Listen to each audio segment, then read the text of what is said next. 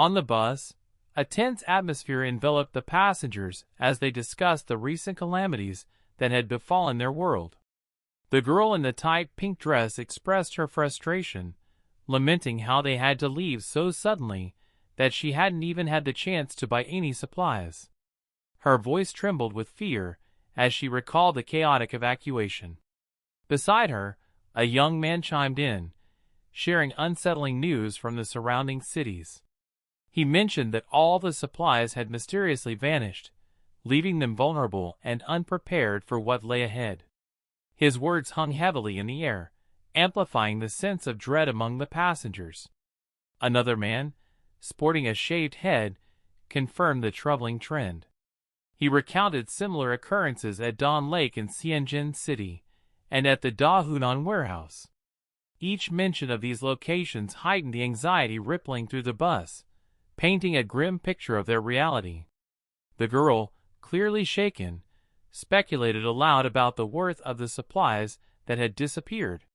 She suggested that it must all be worth billions.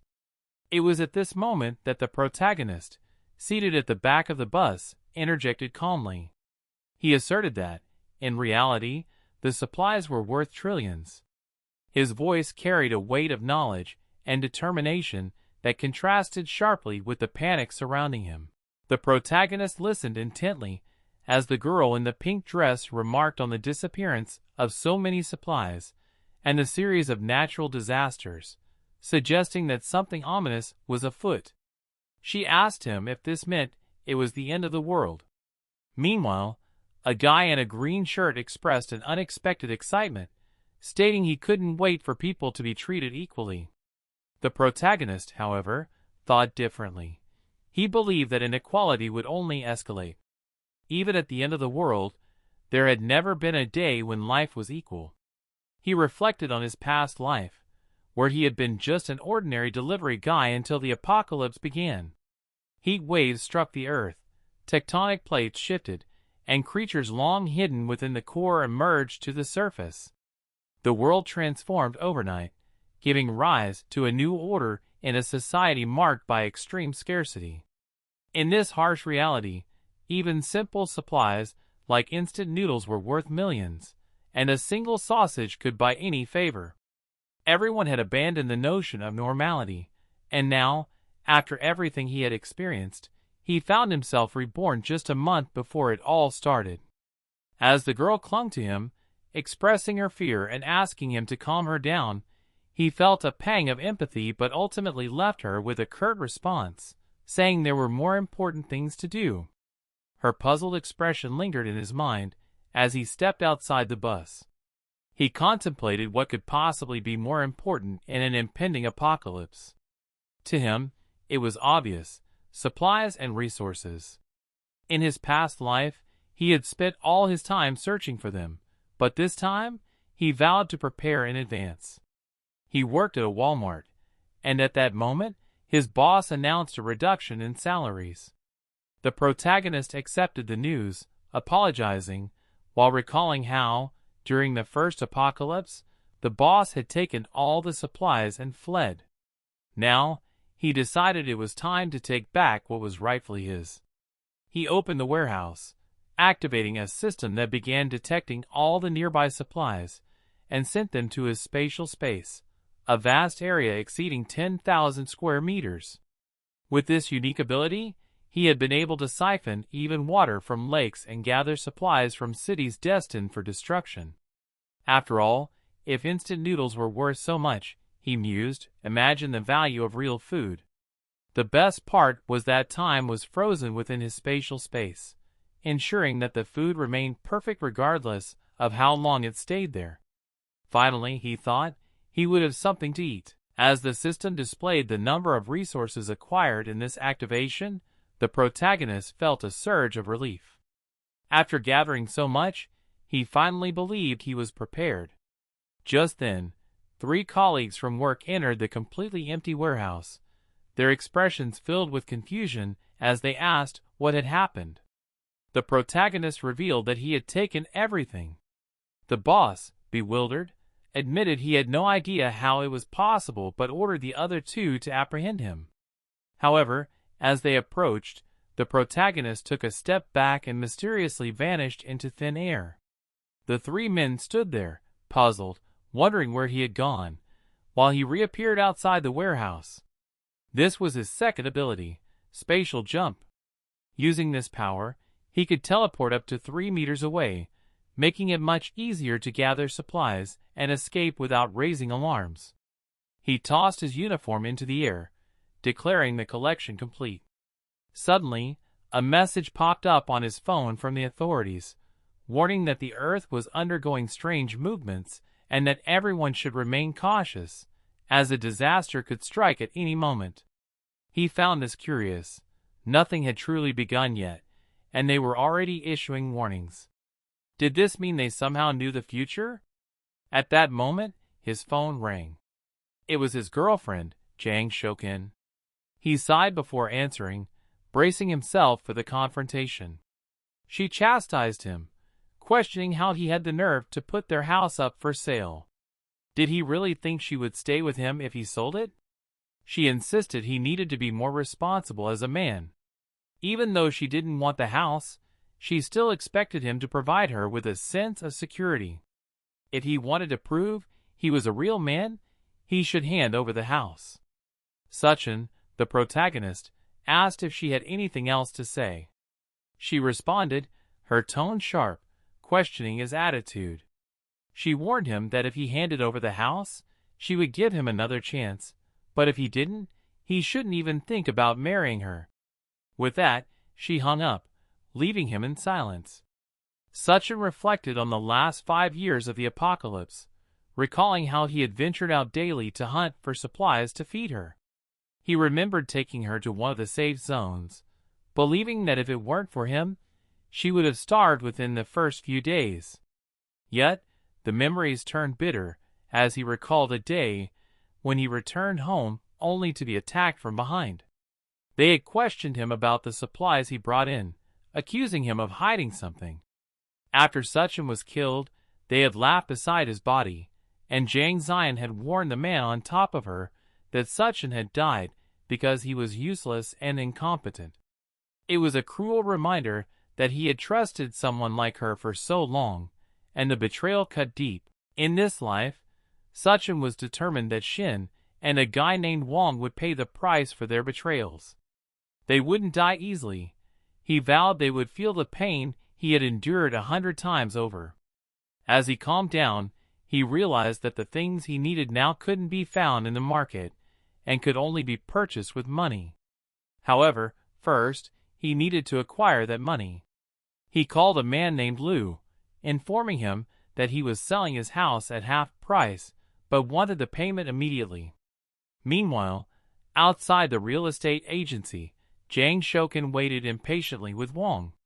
When Suchin finally arrived, Shokin scolded him for making her wait so long, but he ignored her, walking past without a glance. Wong questioned who had given him permission to sell the house, warning that if he did anything like this again, he wouldn't see the sun rise the next day. In that moment, Suchin, who had learned to fight after years of survival, grabbed Wong by the neck and threw him to the ground. He coldly stated that he could do whatever he wanted with his own belongings. Wong, terrified, begged him to let go, claiming he could hardly breathe. Suchin reassured him not to worry, stating he wouldn't die so easily. Then, he released Wong, who lay on the ground in shock. As Suchin entered the real estate agency, Shokin threatened him, insisting he seize the opportunity she was offering. If he knelt down and apologized, she might reconsider his case. Otherwise, he could forget about marrying her. Suchin glanced back at the two, who were now fleeing in fear. Inside the agency, the attendant offered him some water and explained that they were ready to buy his house. The realtor's plan was straightforward.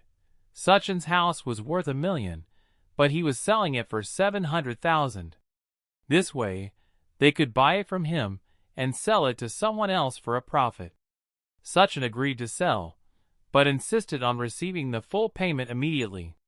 The realtor consented, assuring him that everything would be transferred, and by the next morning, it would be finalized. Sachin felt confident in his decision, knowing that houses would lose all value as temperatures continued to rise, despite the city remaining peaceful for now amidst distant volcanoes and earthquakes. Walking down the street, he noticed a poster advertising quick loans and decided to check it out. Upon arrival, he was shocked to find that the loan officer was the older brother of the man who had just assaulted him. Knowing this guy would likely perish in the jaws of a monster within the first few days of the apocalypse, Sachin approached him. The man offered to lend him 500,000, provided he left the house certificate as collateral. Sachin handed over the certificate, requesting an additional 100,000, promising he would win it all back at the casino within a week. The lender, intrigued, thought Sachin must be one of those gamblers willing to sell anything, even family, for a chance at fortune. With that, the man agreed, and another 600,000 was transferred to Sachin's account. Meanwhile, Wong and his brother were seething with anger, vowing that Sachin would pay for this. As they prepared to visit Wong's brother, they spotted Sachin, who was already on his way from that direction. Wong grabbed Sachin's neck in fear, but they ultimately chose to follow him instead. Sachin remembered that several buildings would collapse due to the impending tsunami, but the Green City Hotel had withstood all disasters until now. He knew the presidential suite was well equipped and even had a pool, making it a good potential base for a while. Even in the direst of times, this place had managed to maintain a supply of food. Upon entering the hotel, he was greeted by the attendant, Luke Sini, who asked how she could assist him. Sachin stated he wanted 1,000 tables for a banquet, startling her. She offered various table options, assuming this kid must be the son of someone very wealthy. He clarified that he wanted the tables costing 10,000 each and would make a deposit of 500,000. Once everything was settled, Sachin planned to make the rest of the payment for the banquet. The attendant, somewhat incredulous, instructed him to follow her to complete the transaction. She thought that someone who could easily spend 500,000 surely had more money to spare, so it was best to facilitate the process. As they entered the room, she inquired if he was getting married. He confirmed that he was and explained that all this was for a wedding. He also expressed interest in reserving the presidential suite.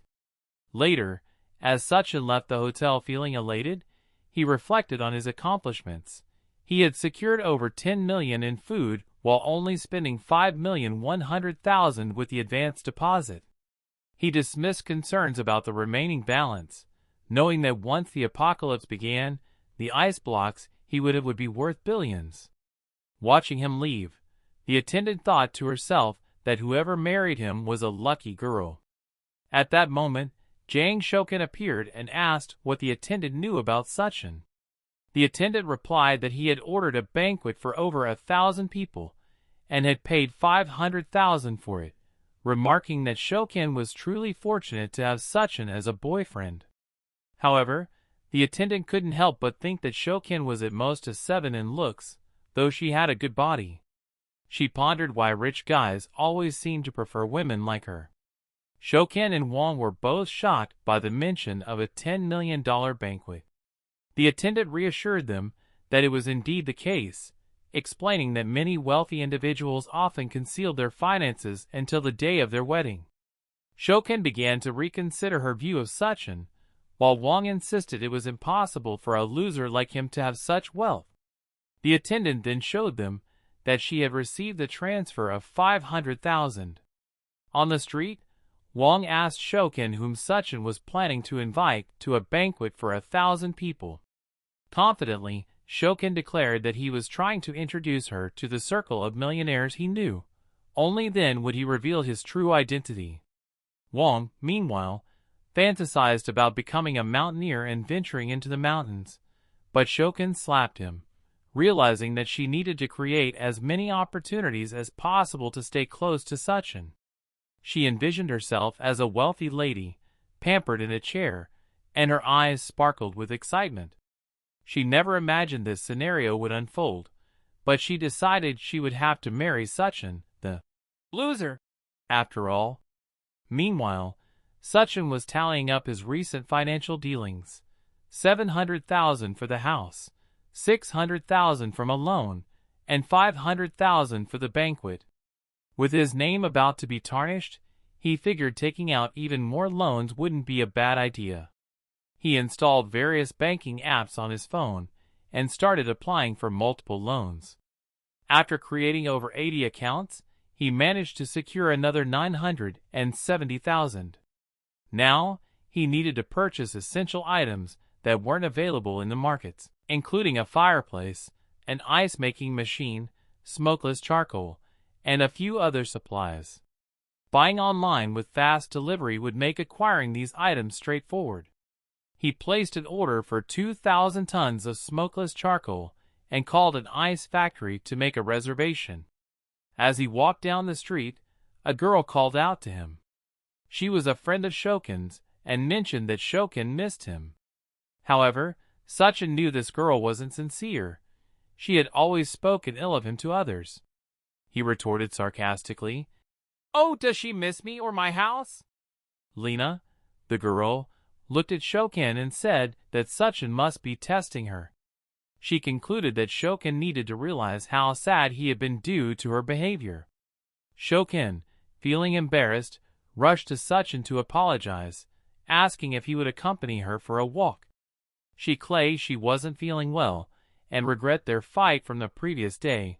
Sachin, however, ignored her and told her to go for a walk alone. Shokin's temper flared at his arrogance, while Lena remarked that he was getting a taxi. They decided to follow him to see what he was up to. Meanwhile, Sachin arrived at the ice factory, ready to finalize his preparations. When Sachin arrived at the ice factory, the attendant was impressed by his youth. She asked if he was ready for the 2,000 tons of edible ice. The attendant explained that while her factory wasn't cheap, it guaranteed extremely fast delivery. All he needed to do was pay a small portion up front. Sachin promptly transferred 100,000, and the seller informed him that everything would be delivered in 3 days. Curious about why he needed so much ice, the attendant asked if he was organizing an event. She suggested that they could cooperate in the future, as the price was negotiable. Sachin replied that it was all for a charity event and left. At that moment, another taxi pulled up, and the seller grew excited when he saw Sayan, who wanted to know what the guy who had just left was doing there. She mentioned that he was her boyfriend, leaving the seller confused. He revealed that Sachin had ordered 800,000 in ice, shocking both women. 800,000 in ice? It's confirmed. He's a millionaire, Lena exclaimed. She then asked if the seller knew what Sachin intended to do with so much ice. The seller recalled that he had mentioned donating it to charity, which scared both women without them understanding why. The scene shifted to one of the city's fanciest restaurants. In his past life, Sachin had never enjoyed anything before everything was destroyed. Even having a coffee had been a luxury. As he looked over the menu, he noticed something priced at 177,000 with a question mark. Curious, he asked the attendant what it was. She explained that it was a special item crafted by their chef. Intrigued, Sachin placed the order. He remembered that in his previous life, several creatures mutated. While some believed it was a biological change, he thought of it as the creatures simply adapting to their new environment. At that moment, a girl with pink hair arrived to deliver his order. She introduced herself as the chef of the restaurant, and Sachin recognized her as Chef D, known during the apocalypse as Hell Chef. She had a magical culinary ability that turned corpses into edible food, making her dishes irresistible in a world plagued by scarcity. However, the dishes made from mutated creatures often ended up being deadly. Noticing his expression, she playfully asked if he thought a beautiful girl like her would poison his food.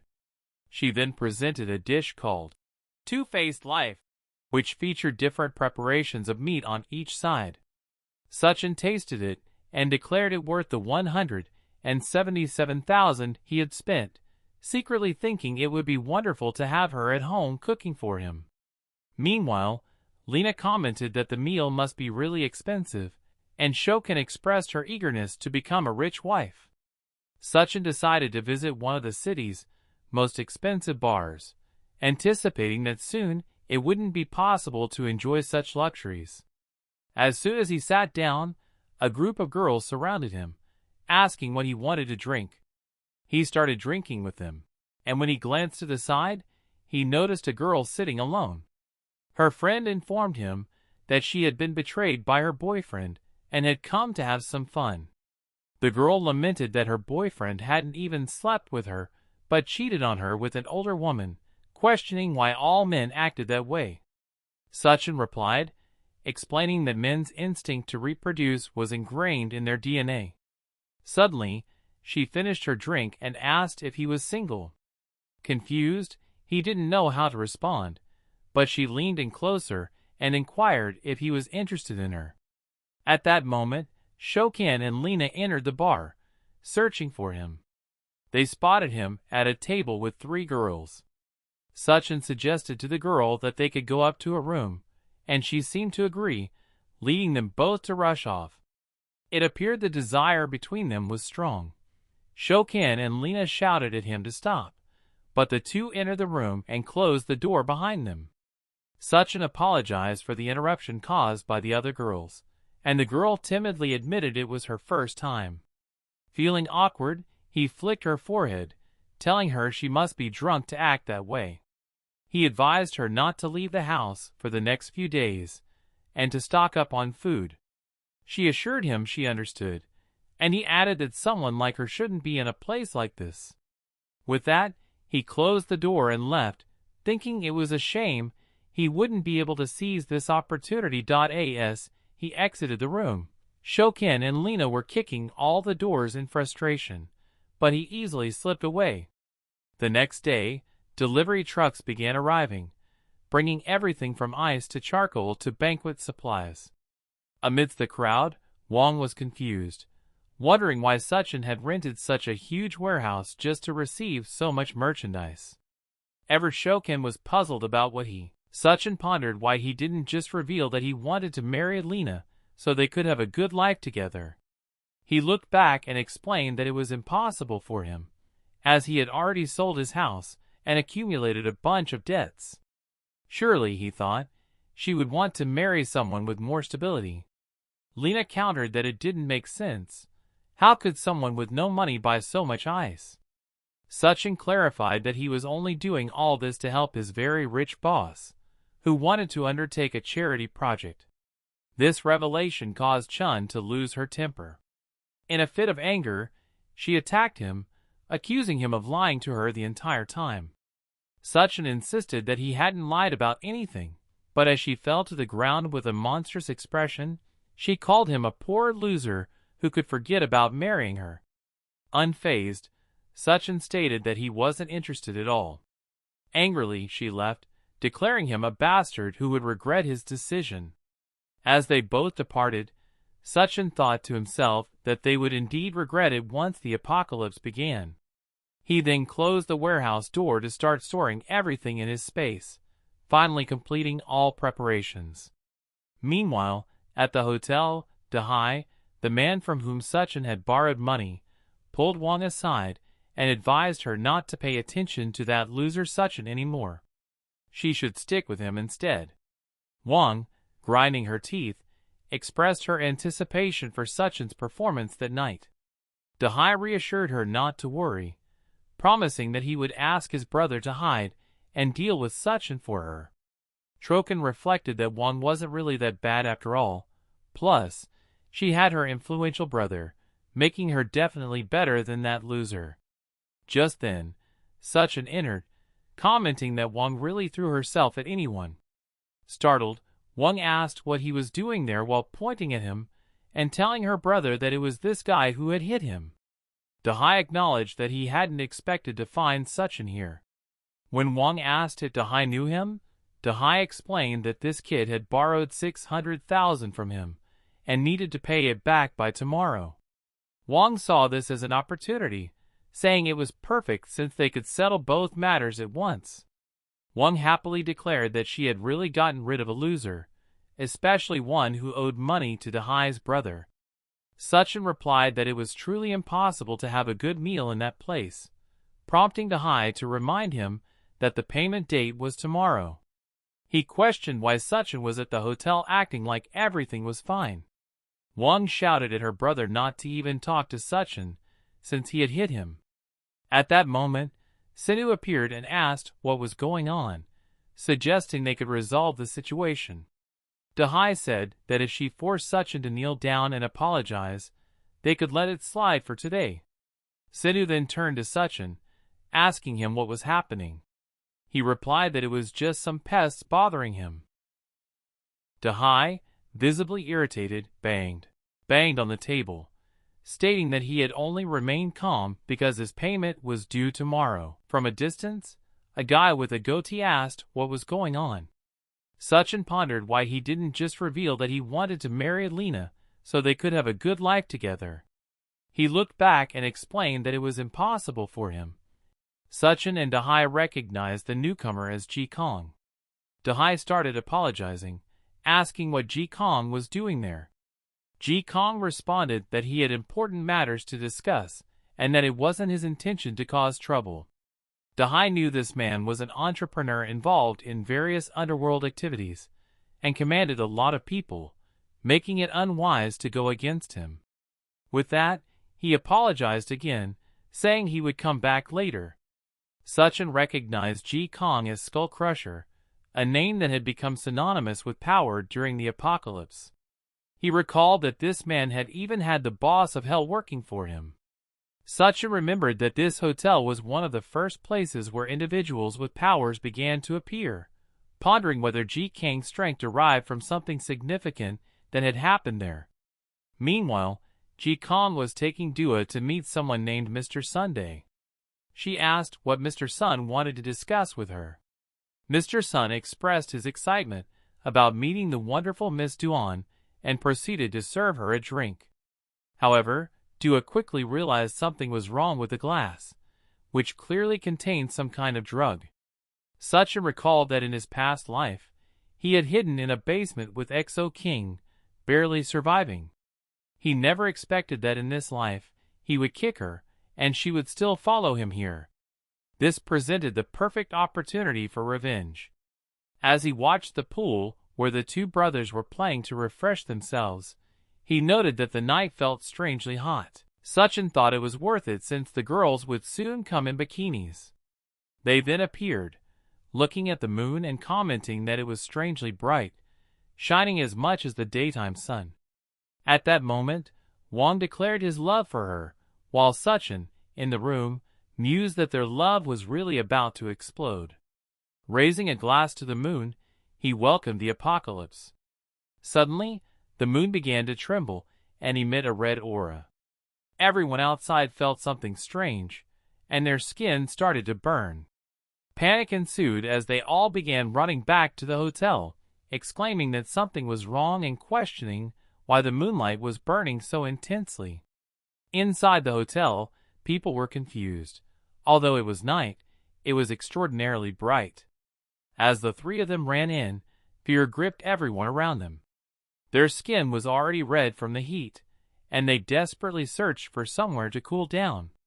Spotting an aquarium, they rushed to it, knocking it over and jumping in to relieve the pain. The hotel staff, bewildered, asked what was going on and where Dee's brother was.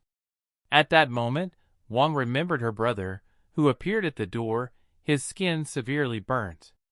In the room, Mr. Sun asked Duan why she wasn't drinking. Ji Kong suggested they go to the banquet they had prepared, but Mr. Sun insisted that in this city, nobody could refuse the wine he poured into the glass. Duan grew angry, suspecting that Ji Kong had set her up. She knew he was eager to raise his social status and had handed her over to Mr. Sunday, aware of Mr. Sun's reputation as someone invincible in the city of Shanggu, who had harmed many women. She realized she had become his target. Certain that something was wrong with the wine, she refused to drink it, but she was unsure of what to do. At that moment, the moon began to burn the three of them,